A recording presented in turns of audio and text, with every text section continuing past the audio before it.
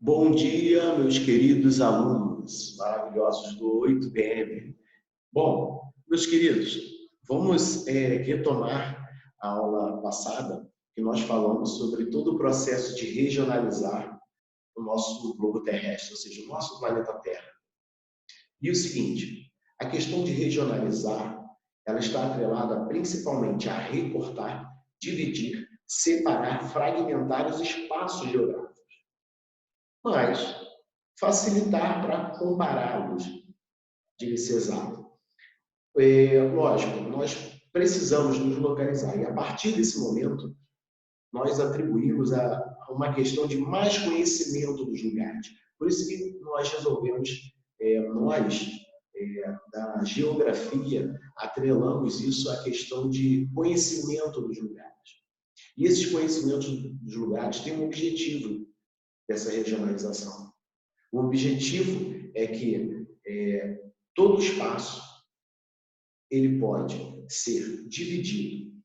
Ah, professor, como assim ser dividido? Lógico, o nosso espaço geográfico ele pode ser dividido nos lugares e torná-los mais individualizados.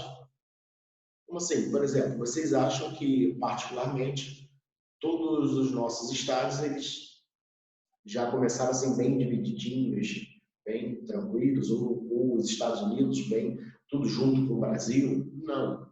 Ou seja, tivemos que regionalizá-los e principalmente para que eles se tornassem mais individualizados. Tá bom?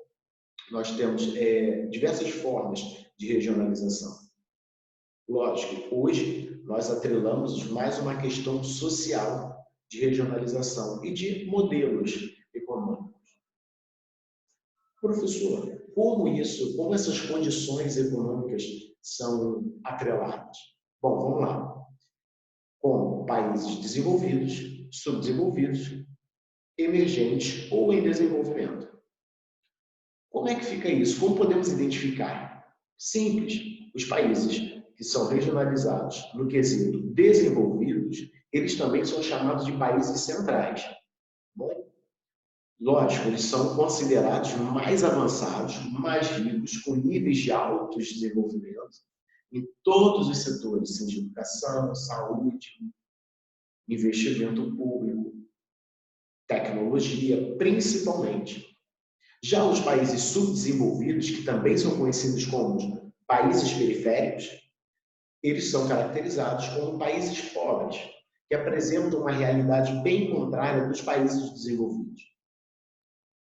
Sabemos que esses países têm um baixo nível de desenvolvimento nos setores econômicos, como uma economia instável, por exemplo. As tecnologias não são como tecnologias criadas ou até mesmo utilizadas nos países desenvolvidos. Essas tecnologias, por muitas vezes, são atreladas a diversos setores da economia. E os países emergentes ou em desenvolvimento são países que possuem um crescimentozinho econômico elevado, que tem uma projeção que possa vir a se tornar um país desenvolvido. Em contrapartida, esse rápido crescimento econômico, eles podem até mesmo alcançar essas grandes potências, levando em consideração que o setor industrial ele começa a ser modernizado, ou seja, acaba tendo uma modernização dentro desse contexto. Lógico, não podemos esquecer que além desse possível desenvolvimento maravilhoso desses países emergentes, essa grande crescente, ela vem acompanhada de problemas sociais bem sérios.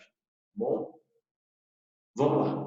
Diante desses fatos atribuídos, vamos a algumas características dos países desenvolvidos, ou seja, mais igualdade em termos de oportunidades dentro do mercado de trabalho, no campo social. Uma outra característica é a melhor divisão de renda. Temos também a questão da alfabetização e bons índices de educação. O crescimento populacional ele é muito baixo, bem abaixo do normal. Nós temos boas condições de saúde, saneamento básico, um expressivo processo de industrialização, um nível tecnológico bem avançado em todos os setores da economia. E para completar uma última característica, o nível de urbanização desses países desenvolvidos, tá? Tem um nível de urbanização muito elevado. A população urbana é maior do que a população rural. Em contrapartida, essas características definem um país desenvolvido, tá bom? Então, vamos pular para os países subdesenvolvidos. Os países subdesenvolvidos têm, por suas características, a primeira, expressivas diferenças sociais na população, ou seja, uma grande desigualdade social, um pouco desenvolvimento tecnológico, grandes dívidas externas devido a pedidos de empréstimos ao Fundo Monetário Internacional, ao chamado FMI. Os índices de natalidade são altos, os níveis de mortalidade são bem expressivos, as altas taxas de desemprego são bem visíveis, as altas taxas de analfabetismo também, ou seja, essas taxas de analfabetismo elas são muito elevadas. E para completar, mais uma característica, é a baixa expectativa de vida se comparados com níveis dos países desenvolvidos. Tá bom? Então, vamos a características dos países emergentes. Essas características dos países emergentes, elas atribuem reservas consideráveis de recursos minerais, mão de obra abundante e relativamente barata. Tá? Esses países atribuem, por exemplo, como um bloco econômico conhecido como NAFTA, como temos Estados Unidos, Canadá e principalmente o México, que é um país emergente. Muitas empresas multinacionais elas preferem estar no México e fornecer esse material, vender esse material, ou então colocar no mercado dos Estados Unidos e do Canadá. E por que eles preferem aquilo? Pelo simples fato de lá ter uma mão de obra abundante, ser um país que tem uma perspectiva de crescimento e, principalmente, ter mão de obra barata. Beleza? Bom, uma outra característica é o recebimento de investimentos privados, como eu já até, inclusive, abordei a questão das multinacionais. Por exemplo, entre México, no Grupo Econômico México, Canadá, no Bloco Econômico de México, Canadá e Estados Unidos. O Produto Interno Bruto, ou seja, que chamamos de PIB, tá? ele tem um crescimento, tá? Um pouquinho alto, ou seja, ele começa a se destacar. Esse crescimento do Produto Interno Bruto, da sua economia como um todo, ele apresenta uma crescente. Uma outra característica dos países emergentes é os melhoramentos na infraestrutura, porque empresas começam a entrar nesses países, começam a melhorar a qualidade, até mesmo pela sua mobilidade industrial. A diminuição das taxas de natalidade, ela é bem apreciada e começa a ter também um aumento da expectativa de vida dentro dessa vertente. O aumento dos investimentos educacionais também faz parte desses países emergentes. E a partir desse momento, nós podemos atrelar principalmente um dos os principais países que representam esses países emergentes.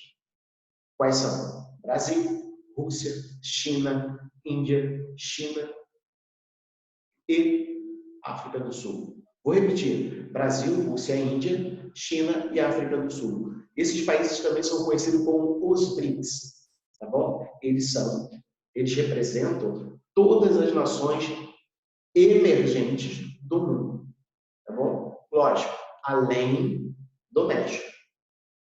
Beleza? Bom, o motivo... professor, o senhor falou de BRICS, por que teve um motivo para chamar de BRICS? Bom, o motivo que levou o banco de investimentos a buscar um termo que fizesse referência a esse grupo de países. Por conta de quê?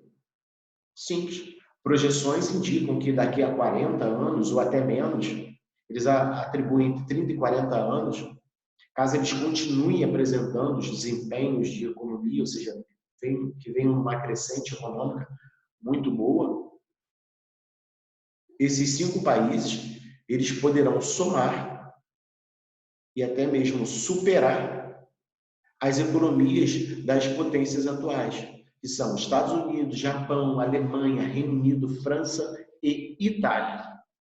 Então, sabendo que esses países, principalmente Brasil, Rússia, Índia, China e África do Sul, sendo países emergentes, eles podem chegar até níveis de potências globais. Beleza?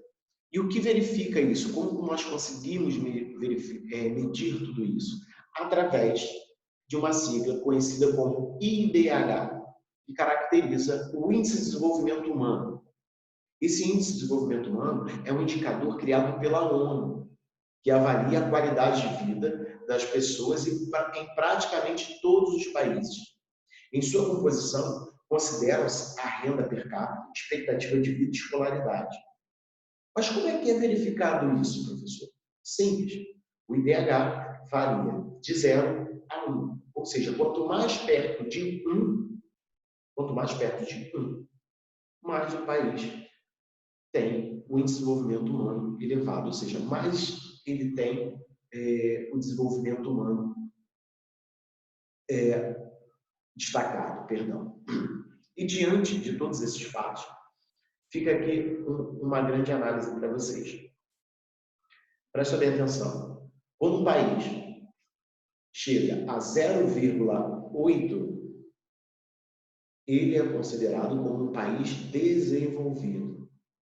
Quando um país ele atribui em uma característica entre 0,799 até 0,5, ele é caracterizado como um médio desenvolvimento, ou seja, o país tem um médio desenvolvimento. Diferente de que tem a partir de 0,8 para cima, que corresponde a um alto desenvolvimento. E na escala de baixo desenvolvimento, a partir de 0,5 para baixo, ele é caracterizado como um país de IDH baixo, ou seja, é um país que tem um baixo desenvolvimento. Geralmente, é duro até falar isso, mas esses países são caracterizados como países bem miseráveis. Professor, qual o país que tem maior IDH? Noruega. Ah, como assim, professor? A Noruega hoje continua sendo o país com maior índice de desenvolvimento humano do mundo. E, principalmente, tem uma média de idade, de expectativa de vida, que chega a 86,5 anos. Ou seja, a idade, a média de idade que a pessoa chega, de acordo com a sua expectativa de vida, é de 86,5. Tá bom? E dentro desse ramo de índice de desenvolvimento humano, 43% da população da Noruega tem um nível superior. Exatamente. E sua renda per capita ali é de 71,5 mil dólares, tá bom? Por ano, claro. Tá bom? E dentro de algumas coisas que venham a acontecer, dentro do índice de desenvolvimento humano, ele corresponde o índice para analisar as condições de vida nos diversos países. O IDH se utiliza de 3 aspectos. Vou repetir: escolaridade, expectativa de vida e, principalmente, renda per capita. Espero que eu tenha passado uma boa mensagem para vocês. Espero que vocês tenham conseguido compreender essa parte desse vídeo em relação ao resumo do processo de regionalização global. Tá bom? Fiquem com Deus, um grande beijo e aguarde a próxima aula, que tem mais IDH para vocês. Tá bom? Mais em desenvolvimento humano, mais sobre a questão dos países desenvolvidos e subdesenvolvidos. Vai aqui, um grande beijo para vocês e até mais, tá bom?